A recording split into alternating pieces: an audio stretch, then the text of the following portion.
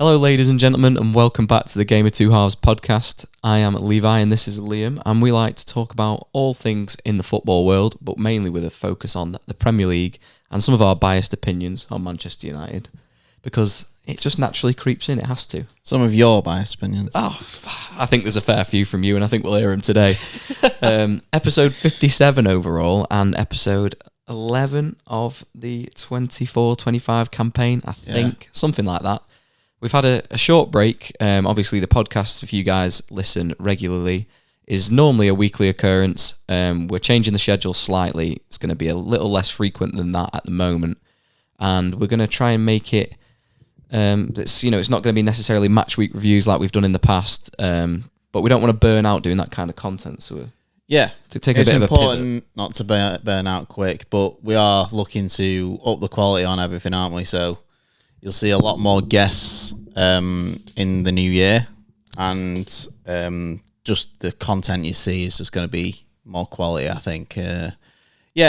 Exciting times, but obviously in the future we'll probably go back to a weekly podcast. Yeah. We'll hopefully get back to some sort of schedule, albeit it might be less frequent, and obviously the aim's going to be to get back to more regular uploads. But if you are a regular listener or watcher, we just wanted to kind of touch base and explain, because you might have wondered where the pod's been for a couple of weeks. Yeah. Hopefully you have anyway. You've not seen it come up on your feed that, oh God, I forgot about these. But with that happening, we've actually we've missed a fair amount that we've got to delve into today. So there's lots for us to talk about.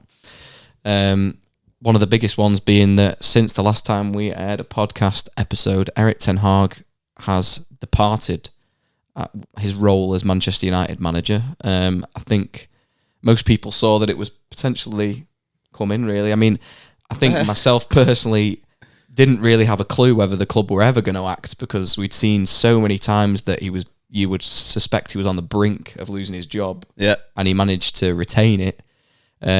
His luck finally ran out in that department.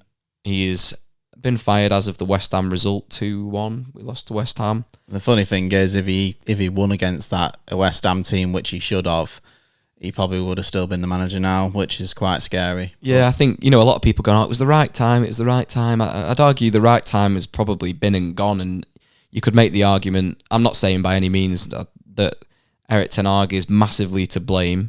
We know that this team's underachieved for years now, but he certainly played his part and was maybe not doing a significant enough job in churning out results or improving the team. And I think you could have made the argument that he outstayed his welcome, maybe. That sounds... It sounds a bit harsh, but yeah. I think you could make the argument he could have gone in the summer. I think the FA Cup win against Manchester City...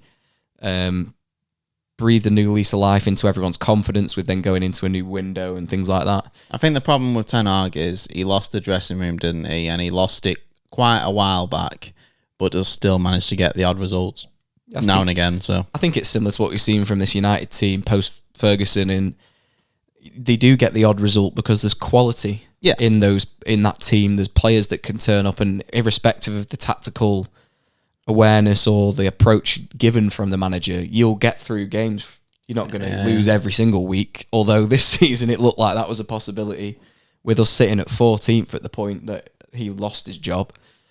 And obviously Ruben Amorim, sporting head coach, has been appointed. He will be coming in as of the 11th of November, so taking over just in time for the international break. Yes. So we've had 2 games from Ruud van Nistelrooy as interim coach so far. Leicester in the Cup, Chelsea at home in the league this weekend, and then... If you've just woke up from a coma and you've watched United against Chelsea, you'd think that Ten Hag's still managing. It depends. If it was a long coma, you'd be very concerned. How many matches where's Fergie? I'll let you... We've obviously touched on the biggest talking point there, but I'll let you kick off with your interesting fact before we actually get into the pod. Well, the interesting fact is to do with Amorim and Ten Hag. See, it's topical, so this was very clever, that was, you see. I don't know if you've seen this, you probably would have, but Ten Hag actually beat Amorim's Sporting 5-1. In the Champions League in the Europa League, going back. It was either Europa or Champions League. I can't remember what it was, but yeah, he beat him 5-1. So how long has Amorim been in charge? A long time. And 4-2. Sporting then. In my head, he's only been like I think 3 it was for he's done 4 seasons. 4 seasons, yeah. I was going to say for him to have played Ten Hag at Ajax, it obviously has to be pre-Ten Hag United, which is going back a fair bit now. Yeah.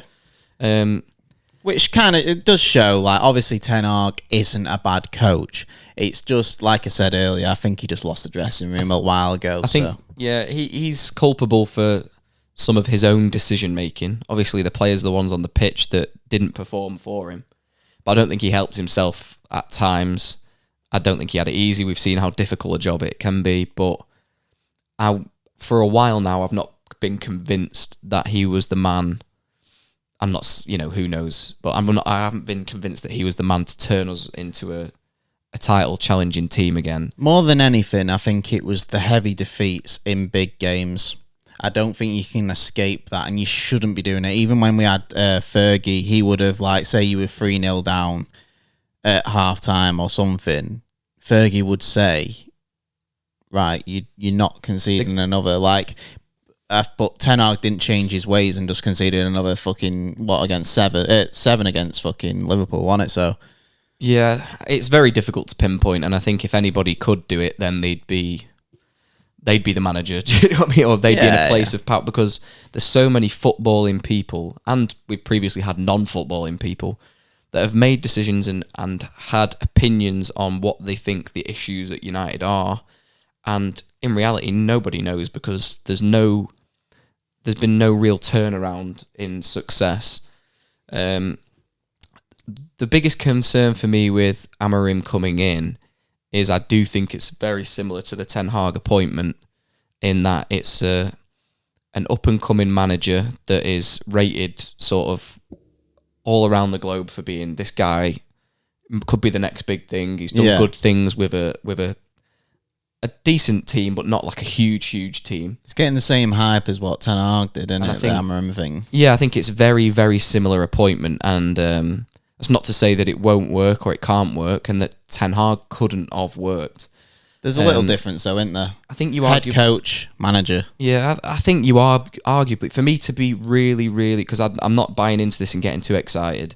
For me to be excited, it would have had to have been a huge name that United went and acquired, and not a prospective name. We've done that in the past, though, haven't we? We have, but I think the fan base now, and people may disagree, but it's my perspective, is I saw with the fan base a lot of people stay on side with Erik ten Hag, maybe due to the recent other managers' failures to succeed. Yeah.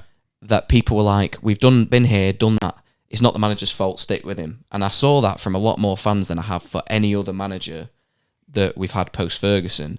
And I don't actually think that's because of Erik ten Hag himself. I think it's because the fans have finally realised, like, this isn't necessarily going to fix things by getting rid of him. Yeah, but and I found it frustrating that we finally persevered as a fan base with someone who had no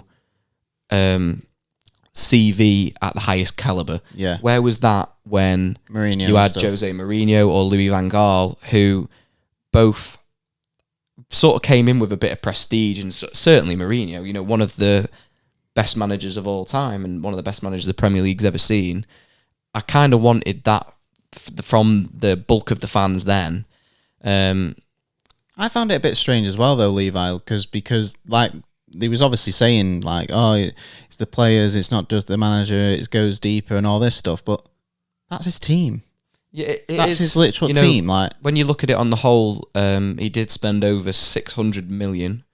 How can it be the players when he's brought them in? Acquiring a lot of them were his decisions. I mean, you can even make the arguments that people like Casemiro, was that someone he wanted, but certainly it wasn't his first choice, was it? No, but a lot of the players that he brought in that he'd either worked with in the past or knew from the league that he managed in.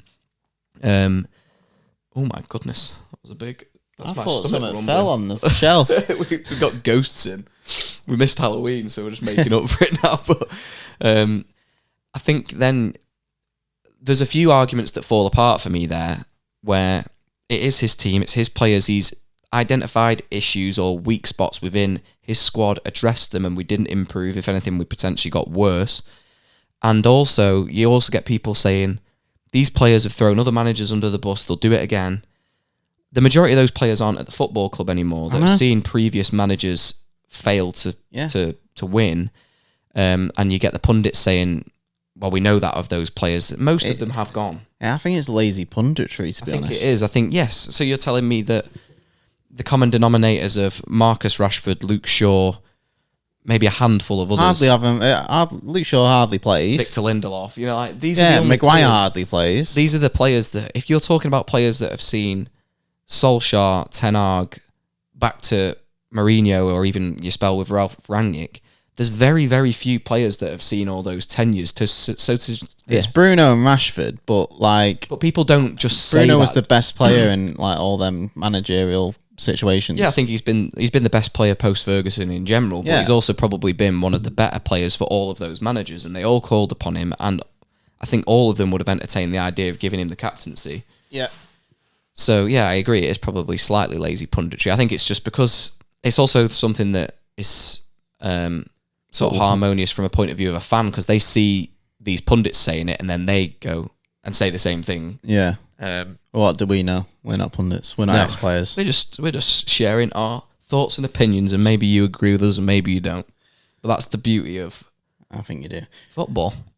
Anyway, on the topic of United and with the managers, you had Levi mention a few there, like Ollie, Ten Hag, and the rest, Jose Mourinho and Van Gaal. So we have been tasked to just rank their managers. So I'll read them out. So it was Ollie, Jose Mourinho, Van Gaal, Ten Hag, and who am I missing? You've got Moyes. Yes, Moyes will be in the first one post Ferguson. Yeah, so we're going to rank them 5. I think this is something that's relatively easy to do for me, and for any United fan or even another football fan. But certainly if you support United, I think in my head I'm always kind of gauging where I think I'm at anyway, and this seems like as good a time as ever to do it with the fact that Ten Hag is now out the picture. Obviously, we can't speak about the new manager yet in terms of where he'll fit into this list.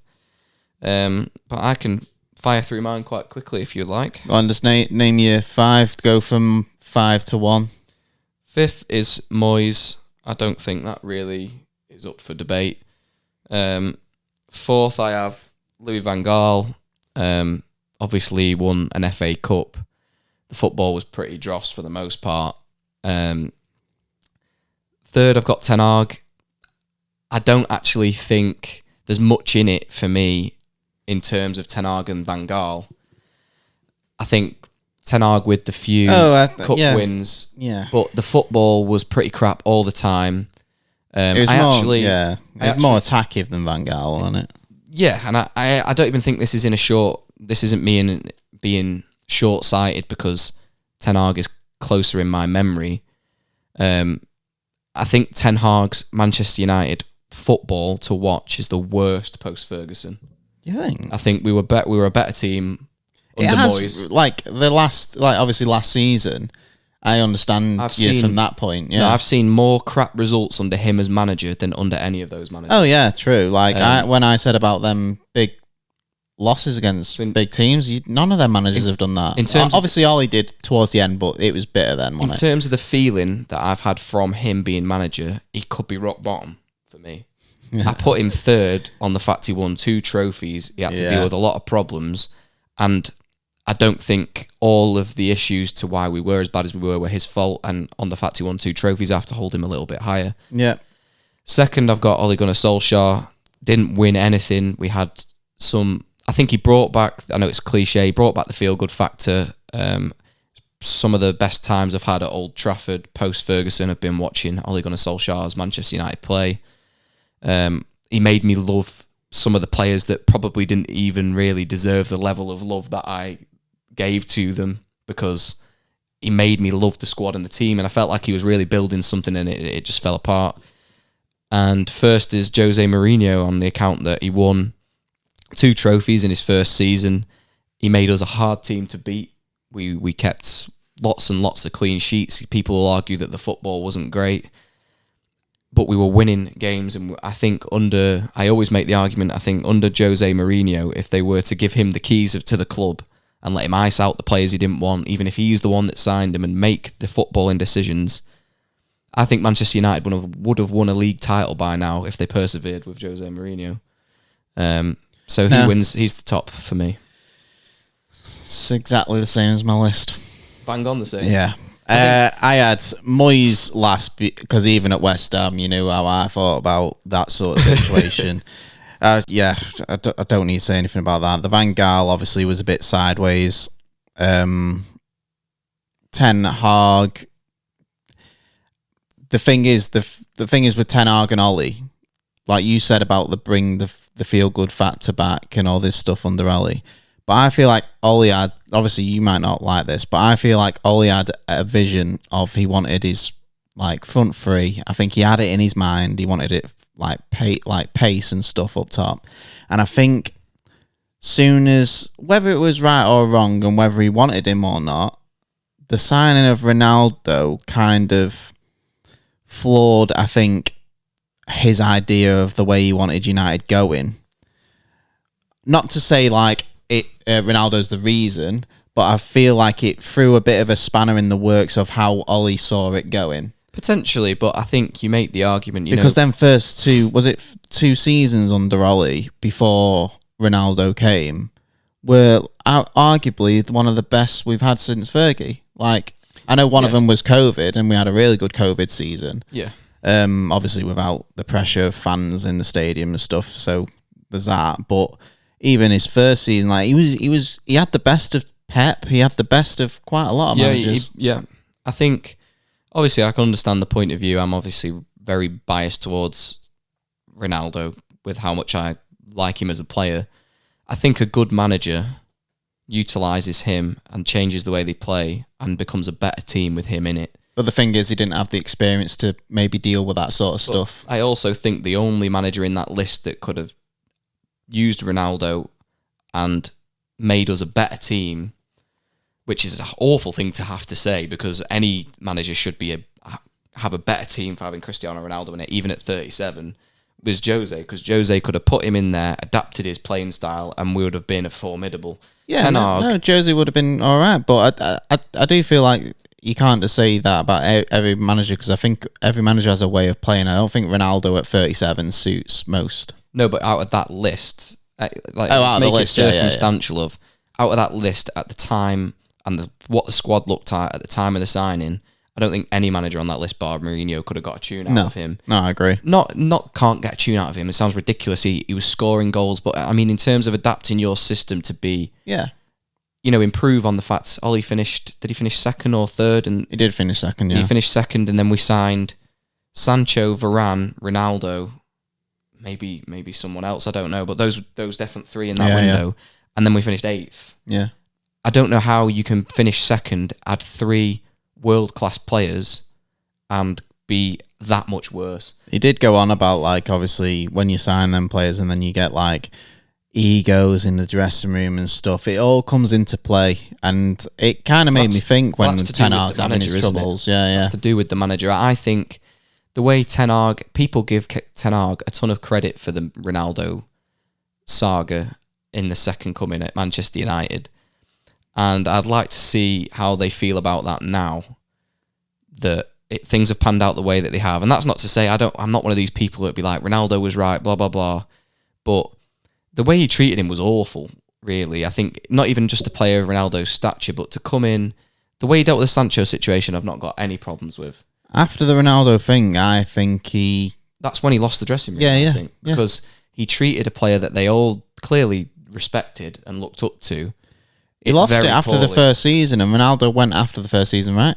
He only had one season. He was around for the Was it half a season for Ten Hag?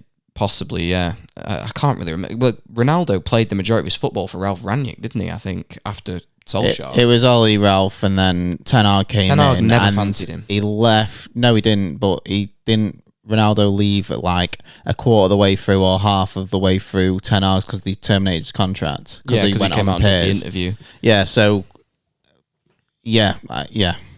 he left halfway through. I can't believe again it was terrible from the club. I mean, I don't want to dwell on this for too long, but it's terrible from the club really when they made the decision to sign him, and this is pre-Ineos, obviously all this. They made a decision to sign Cristiano Ronaldo for whatever reasons they had for bringing him back. Feel-good factor, the money they generate, can he take us to silverware, blah, blah, blah. I'm sure there was multiple thoughts to that.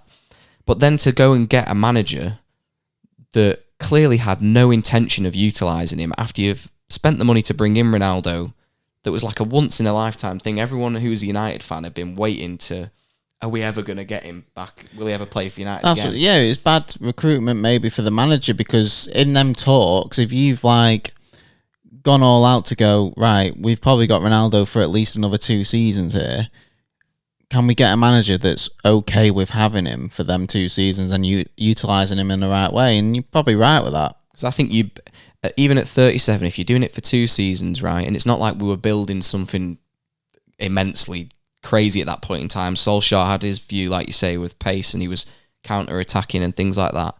I think there's still a means of putting Ronaldo in that team and succeeding. Ten Hag clearly didn't have any interest in doing that, and I think what makes him look worse to me now is he made decisions like that he got a lot of credit for at the time. And I think he dealt with it well in the press. I'm not knocking that. And if you don't want him to play, you don't want him to play. But to be fair, Ronaldo didn't want to play every game anyway, because Ollie said him. No, he said that, but then it's not how it transpired, is it? No, that's what I mean. He's happy to miss some of the cup games. Leicester away or something. When he's getting benched for a big game on the weekend, that was never going to go down well with him when he could be somewhere else. At this point as well, before the Al Nassr move, if he'd gone to PSG, for example, he'd have been playing every match. Do you know what I mean? And I think it just looks worse when you see Ten Hag was almost like, I've got a vision, you're not part of it, and his vision was a load of crap anyway. No, fair enough. I mean, you've got to back it up, haven't you?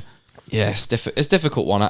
It almost sounds very negative from me towards Ten Hag, but I mean, how much more can you view it? The football was terrible. He delivered 2 great days out at Wembley for me.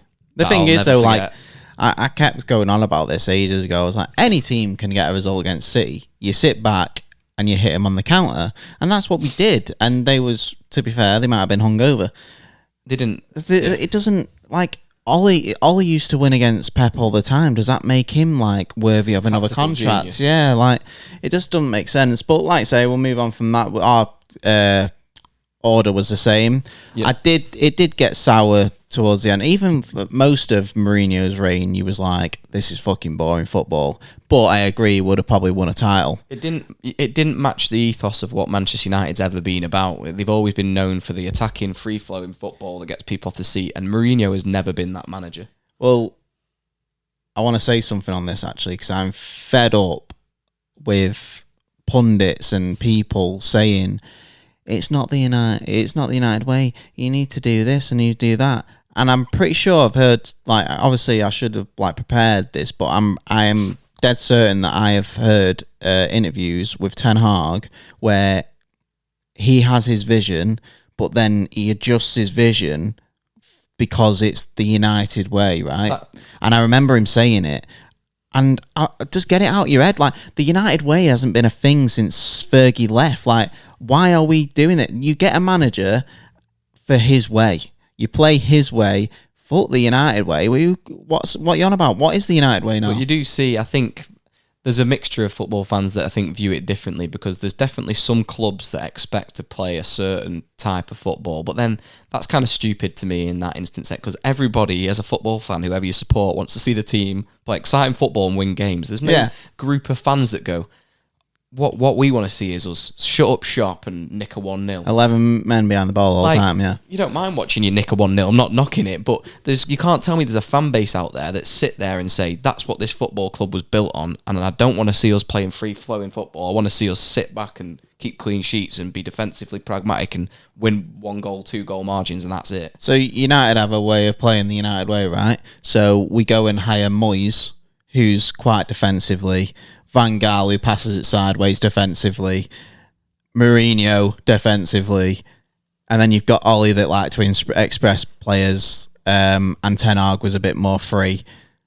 How is that a United way? That is literally the most random bunch of managers ever. Again, bar the Amorim appointment, every single one of them is pre this Ineos new vision, this change of backroom staff that everyone was telling us for years is one of the biggest problems. Well, this is the way to show it now. This will be the telling sign. I know nothing like that gets solved overnight, and we've all discussed it. And when you make backroom changes like that, and you start to have a structure, it's going to take time to show its develop and show in the first team football and the results on the pitch. But yeah, so it was funny actually, because obviously we haven't spoke in a while on the topic of football, in the world of football, but obviously the Ballon d'Or was done and Rodri won it.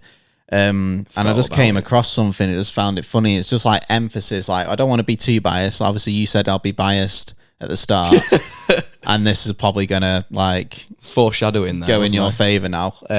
But I came across something and I found it quite funny, but it's true. And it went, United signing Amorim has got more attention than Rodri winning Ballon d'Or.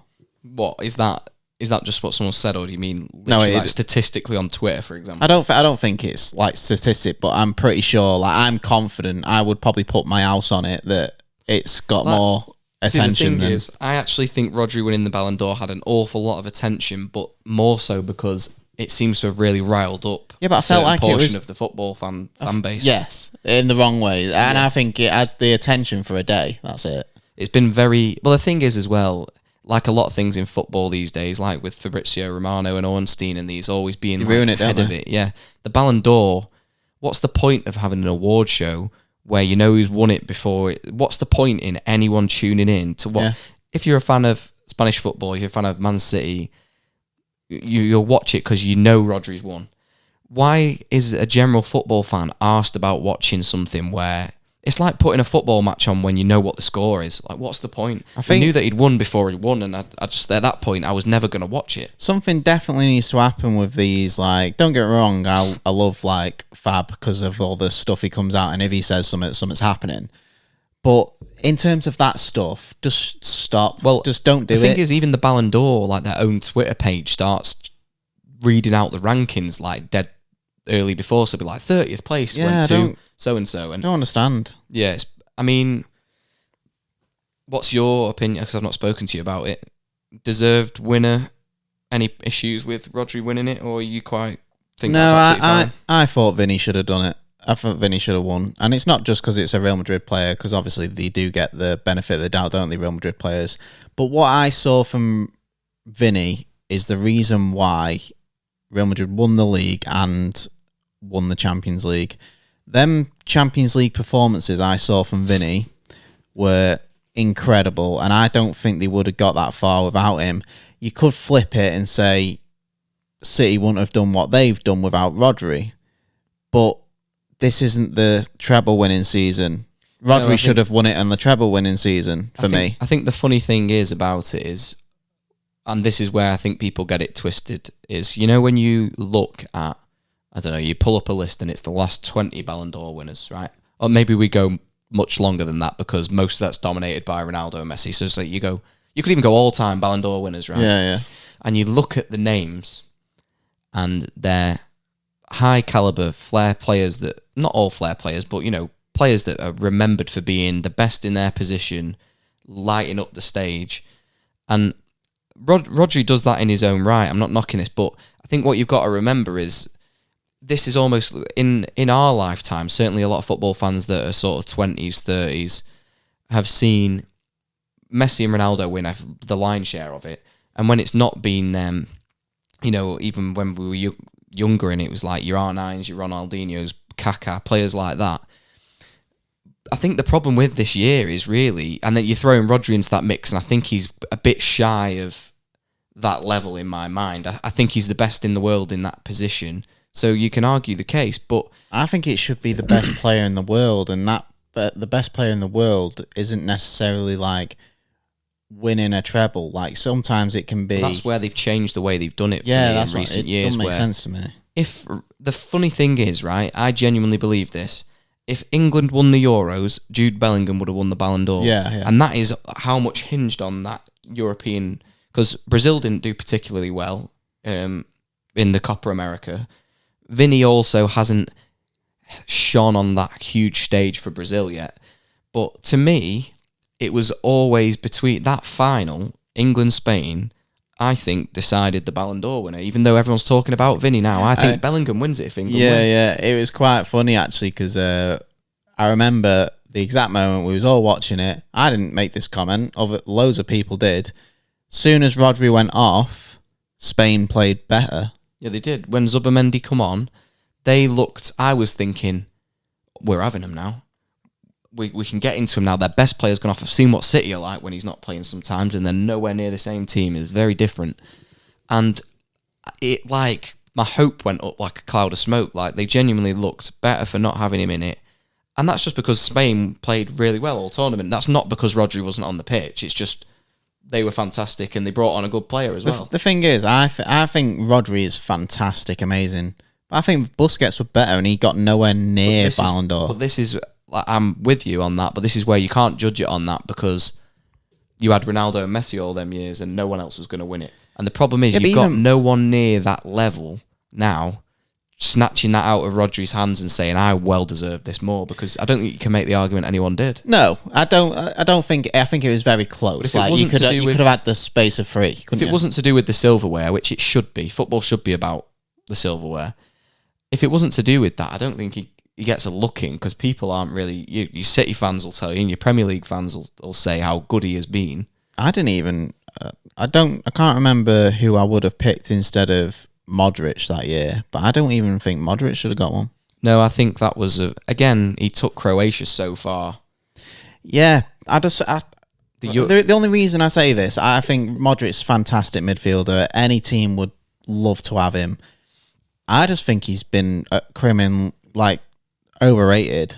I do, because I think there's so many more better midfielders over in the past that just don't even get a look at. Like I got looked at like I'm an idiot. I've lost my mind for saying Seedorf was a better player than Modric. He fucking was.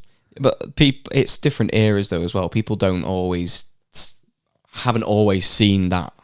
You know, everybody right now knows Luka Modric and what he's capable of, and not everybody will remember Seedorf in the same way. It depends on your age and you know, I suppose if you're there to watch it, and even then, you always get the recency bias of it. But I don't feel like people nowadays do like who don't watch it enough. They go on Twitter and they go, Modric is getting all this hype, like he's amazing from the social media and all the news outlets. All them are hyping him up, so he must be amazing. So you get all these people that just jump on the bandwagon. Well, I do think Modric is a superstar in his own right. Oh yeah, and he's fantastic. I'm not like he is up there with one of the best that's played in that position. Yeah. Is he my favourite? No. But he managed to get the Ballon d'Or. I think the Rodri one feels different to me in some way. Maybe I'm bitter because it's this Manchester City player. Rodri. The thing is, what I don't argue too much about Rodri's is he does come out with really important goals. Like, they was down to Even though he's not Villa. really that kind of player. Yeah, they were down to Aston Villa, weren't they, to decide the Premier League, that last game of the season. Rodri, correct me if I'm wrong, it might be the second goal, but he definitely played a part and he scored from outside the box. That same year, he scored the Champions League final. The Champions League final goal, yeah. So he comes out with big goals, like fair play to him. He's definitely hasn't been humble in his winnings. In the Euros, he was shouting all this stuff about England, and then like at his dinner, he was saying something about Vinny, wasn't he? So, well, I think when you've got someone else out there that you've gone toe to toe with supposedly for this award, and then he's almost disrespected you by not attending, saying that he thinks he's almost been. I know he didn't say that directly, but his actions, show. I'd probably want to rub it in their face as well. Maybe I don't know. I can't even picture myself being able to. You never had like Messi or Ronaldo doing it though, would you? No, I don't think so. But you know what? I tell you what, it's made me. All this argument and all this talk about Rodri winning the Ballon d'Or, what it's made me think, and I don't think it's something that will ever happen because the Ballon d'Or is like a historic thing now and it's an established tradition within the world of football. But the way that you get away from this sort of controversy for me is you have whether it's a Ballon d'Or or a completely different award in general, you have a forward, a midfielder, a defender and a goalkeeper, and every position wins an award for being the best of that stature in the world. So in effect, you have four Ballon d'Ors a year. Yeah. You call it no, something I agree. else. Obviously, you have the Yashin trophy for the keeper, don't you? Do. But to the point where you now go, you know, like people say, like those players like Rodri, Modric, or even like going back to the defenders that, you know, have won the Ballon d'Or and such. If there was somebody every year, you don't get this controversy of Van Dijk should have won it. If it was for the best defender in the world, he wins it unquestionably. To be fair, one of them years, I think Van Dijk should have won it. But do you know what I mean? Like, if you did that, and I know it's difficult because I think you've got to, say, throw wingers in with strikers, and you've got to have midfielders as just like central players, and then defenders as... It'd be difficult. You'd definitely put wingers with your forwards, wouldn't you? You'd have your forward midfielders, and then it can be anyone. Yeah. But I think that would be so much better. It would. Yeah. But I think just because of tradition, you've got this... You get more recognition. Best player in the world, yeah. It's just not a fair assessment unless you've got someone like Messi or Ronaldo, where it's so obvious that they are worlds away from everyone else. Yeah. How you can compare a centre back that's had the season of his career with Lionel Messi? Yeah. It's not fair. No. Not a fair comparison. No, it's not, because defenders don't tend to win. It's also not glamorous in the same way. Yeah. So for me, it would be so much more exciting that we had this big like program that is like what the Ballon d'Or is, where we go, and next, you know, we're doing the best defender in the world as voted by blah blah blah, like the Ballon d'Or is. And I just think that'd be better. You take away comparing things that it's chalk and cheese. It's not the same, and it's a good idea. That's, you know, tap me up. I'll plan it for you. We come up with good ideas. We'll do the awards ceremony right here in our studio. Right, quickly, we want to say the main things that Amorim needs to address at United when he comes in. So I'll just give it to you on that one. Yeah, so when I was looking into this in terms of how do I think he should go about it, what are his biggest problems, if you like, that he's got to address to get this team playing in an effective manner and put his stamp on it, they all kind of came back to one thing for me, and we can sort of push off this in multiple directions. So I'm going to try and speak on it as best I can. And the one thing that I want to see him come in and do, and what I think will lead us to our best chance of success, is to come in with whatever his vision is to play, whether it's tactically, formation, how he wants the players, you know, his training sessions, how he wants them to carry themselves, anything like that. Even little things like, for example, I want you to turn up to every game in suits, not pre-match. You know, little things that a manager can have any input on, all that stuff. I want him to come in and lay his cards on the table and say, this is the way we're playing. Look at his squad, assemble that, and not deviate from it. If it isn't working, I don't care. If the club has given you and trusted you with the vision of taking this club forward based on what you did previously, which is what they should have done with Erik ten Hag. Yep. If he wants to play this 3-4-3 with his wing backs up the pitch and whatever, that's the way that we play, and that is the way. And I'm not saying you can't play a different formation on an odd game if you think it's tactically going to win. Yeah. But I want to see, like how Postecoglou plays a high line, for example, and people know that about Spurs. I want to see a style of play that the manager wants to do and wants to. I want him to, even if he doesn't think he's got the players right now to do that, I want to see bring someone from the youth academy and play that system. Yep. It's like, the main point is, so obviously we spoke about that on off air, don't we? And I agree with you. The main thing you'd see if he's serious about it, the 3-4-3, we haven't got a person that you'd say, oh, a left wing back there. We haven't. But if he goes in and goes to Amas, the youngster, and brings him in, that's when you know you've got a manager that knows what he wants. I think you'll see Luke Shaw come in and shitbag it because he'll be fit again now. Yeah. And you'll see Luke Shaw, when Amorim's in and we've had this international break. Malassia's back. Sure, he's made a miraculous recovery. It's taken him a year and a half or whatever. I think you'll see. Because at the minute, you'd have to say, unless, like you say, you could bring Amas in, it'd be a bold thing to do.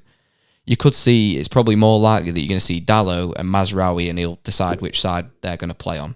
because both of them have been deployed at both Yeah, sides. but I do definitely think Amorim's first signing is probably going to be a left wing back. Could potentially be. I think it's, is it time for Luke Shaw to go? United fans are sick of him. And It sounds very negative, that, because I don't think any of us particularly dislike Luke Shaw, but we're just sick of having a player that we know is as good as he is, never available, out with injuries, and then we're having to bodge a back four together permanently because on the off chance that he can come back for 6 games, it's not in the manager's mind that we need to replace him because he's a good player.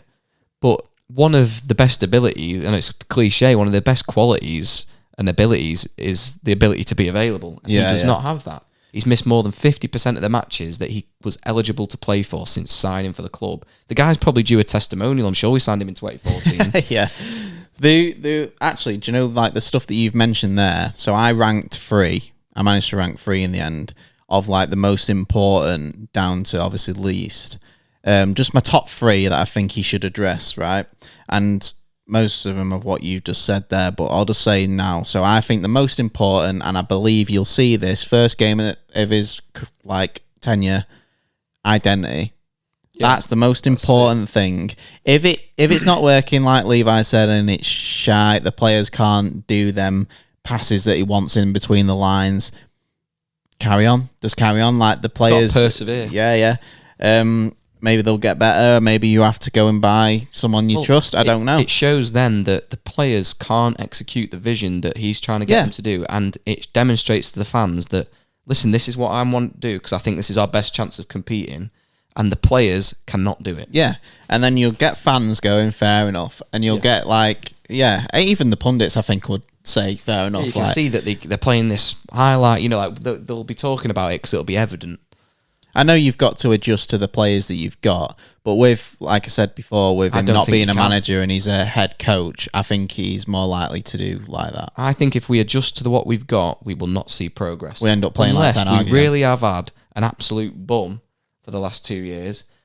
If he comes in and tries to play a different way than what we've seen Sporting play, we are successful over a couple of year period, then Erik Ten Hag really was terrible. Yeah, you lose a respect for him. The other thing I will say is, so identity's top.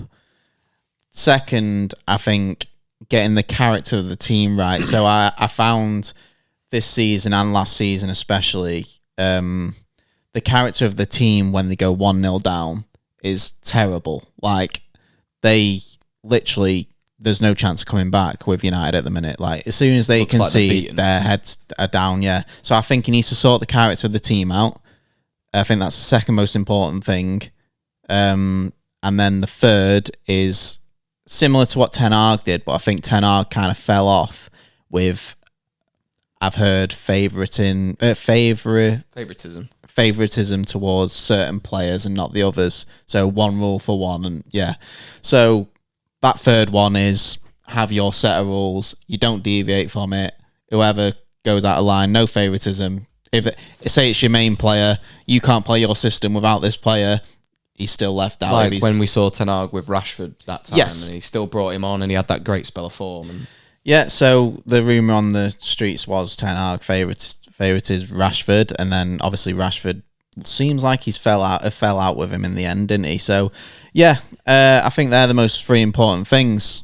I think character's like arguably like one of the top ones, but I think you need to see identity more than character. I think we've got some characters in the dressing room. Am I convinced everybody that we see and have playing every week is what Manchester United needs in terms of character to carry us forward? There is some of them. It's the famous saying from Ange, isn't it? He goes, "It's mostly the players, mate." And he's like, he said, one bad character in your dressing room is a whole lot of trouble, like a whole lot of problems. And it's true, isn't it? I think, like having Sancho in, I bet that was fucking hostile. I think it'd be very, very interesting to see over the coming weeks. I mean, obviously, we've got a little while to wait yet, and even longer before we see Amorim take charge of a game for Manchester United. And obviously his first game's also away from home, so we won't even get the chance to see it. Like, I put us in the ballot and I didn't get any tickets, so I've got a feeling that what's his name? McKenna's going to upset his homecoming. Especially with all the links he had to the job. Well, that's it with United and Amorim anyway. It'll also be very interesting to see if Nistelrooy is staying around or not, because you can almost bet bottom dollar that Amorim will want to bring his coaching staff with him. Oh, he is.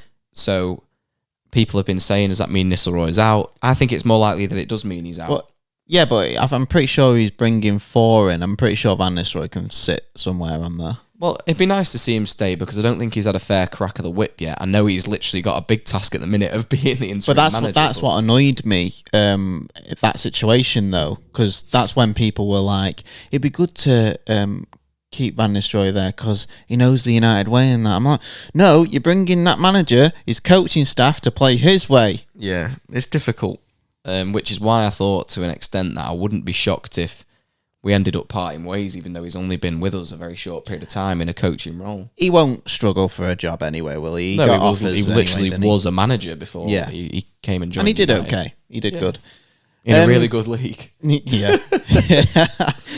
So we'll just cover a few things here towards the end. So City have gone into a bit of trouble at the minute, and they have said that, if you remember, last season, City around this mark were having a bit of a bump, and it was when Rodri was out. Yeah, they can't play without him. No, not at the highest level. But the only difference is, Rodri ended up coming back last season, and they found the form again. Rodri ain't coming back this season. Well, ACL out all year. Do you know what? Arsenal have dropped points quite frequently. City haven't looked their brilliant best. And everybody's sort of I feel like everyone's sort of complaining about it in their own right. And I'm like, this could be the first time in a while that we see, we don't know what to expect and who's going to win it. Yeah, Liverpool look fairly dominant. They're coming back when they're behind. But even they lost at home to Forest.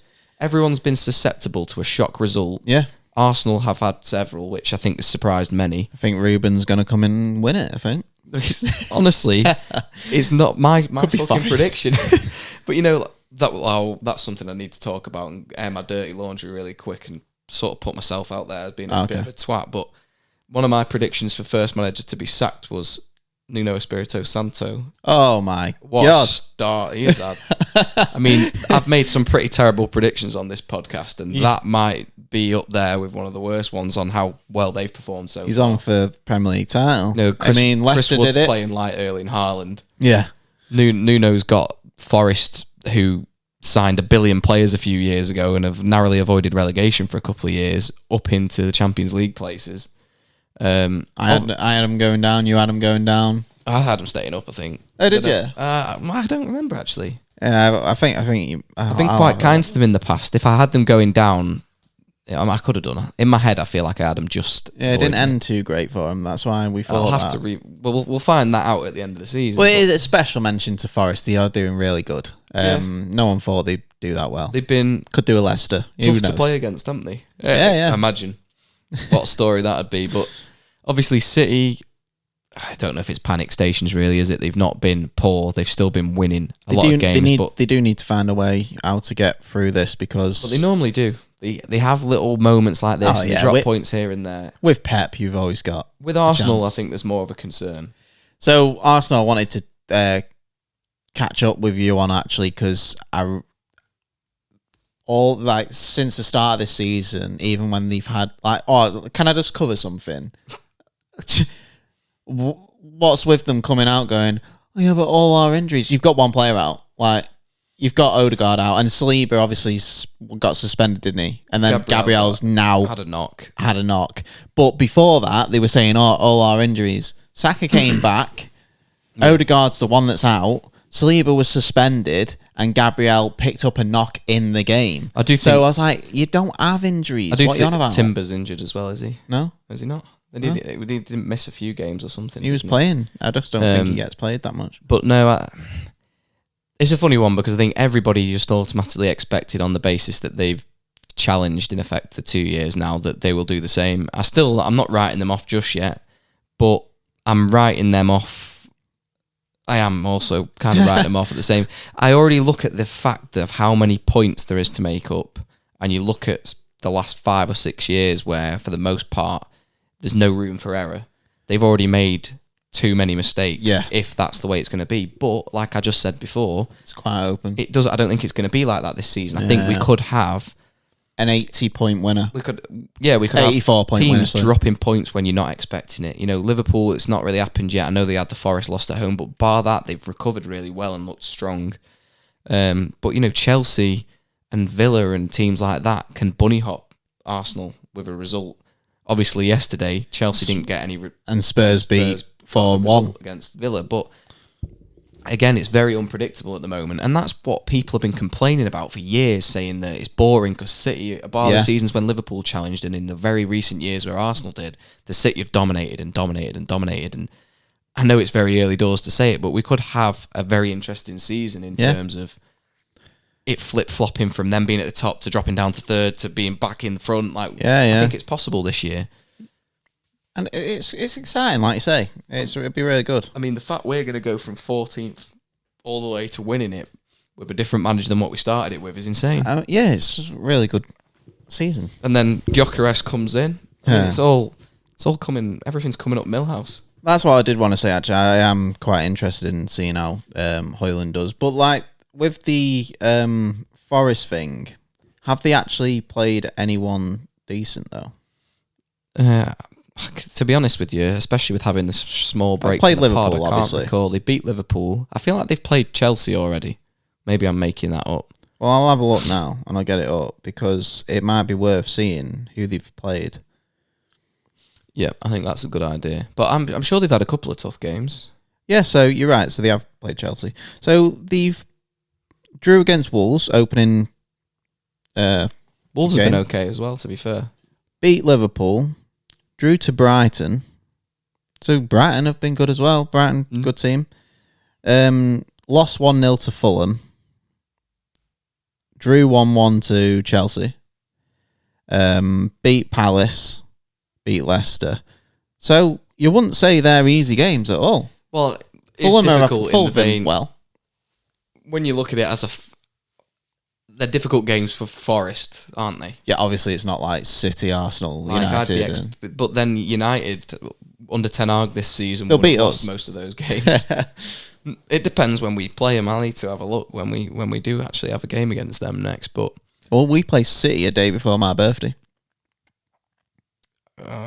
It's 15th. It's not that many games away, is it? Really? It is away, yeah. No, it's not that many games away from now because we've got the break and stuff. Probably about 6 games away. But the Gaffer's playing against Pep in the Champions League this week. Yeah, I'll be watching that tomorrow. Yeah, I will also be watching that. Yeah. Got to do a bit of scouting. Do you see what he said? He was like, if I lose, everyone's going to doubt me, and then if I win, I'm the next Sir Alex Ferguson. So I'd love to see Sporting get a result. I think it's at Sporting. Yeah, it is, yeah. I'd love to see him get a result. I think that's his last game. Or has he got he's obviously got a league game after that, and then yeah, possibly, because obviously he's not in charge of United for our league game this weekend. No. So I'd assume that'll be his last game. Right. I think that covers everything. Yeah.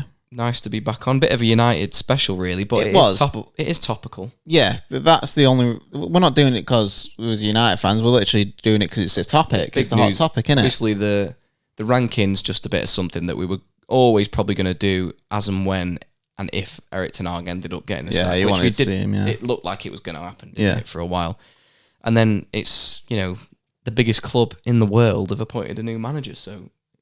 If you're in the football game, you've got to be talking about it. I mean, it's exciting times for the fans. So let's see what happens. Indeed. Well, that will conclude it for this week.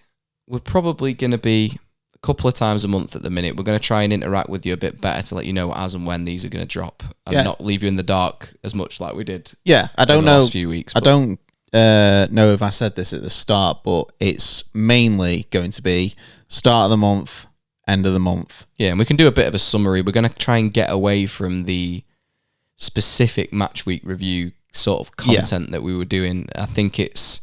By the time our content comes out, you've already heard off everyone in the world about the review and stuff. So it doesn't make sense for us to do that. So we're going more topical. We want to bring interviews to the table, games, get the subscribers involved. So we're focusing more on that, and we're going away from the review. Yeah, because we can still talk about teams' form and players' performance when we're analysing over the 3 or 4 games, for example, as opposed to just doing a week-by-week analysis. So let us know how you feel about that. Obviously, it was quite easy for us to cover those topics this week, and it'll be very different on a week-by-week basis or a podcast-by-podcast basis. But obviously, if you did enjoy it and you stuck with us all the way, please leave a like if you're watching on YouTube. You can rate on Spotify and Apple Podcasts and follow us on there. We will still be dropping content on TikTok, Instagram, and YouTube Shorts as and when. So if you prefer your content short form, throughout them 2 weeks in between the podcast being uploaded, you can expect, obviously I'm not going to say that after this episode you're going to expect it, but you can expect individual content, as in like games or like topical content uploaded to YouTube. You can expect that in the 2 week gap. We're just not limiting ourselves to every week of a podcast, that's all. Yeah, don't want to cram it in. We'll try and make the podcast better to watch, better to listen to, onwards and upwards. But sorry for the short break, and thank you very much for listening as always, and we'll see you soon.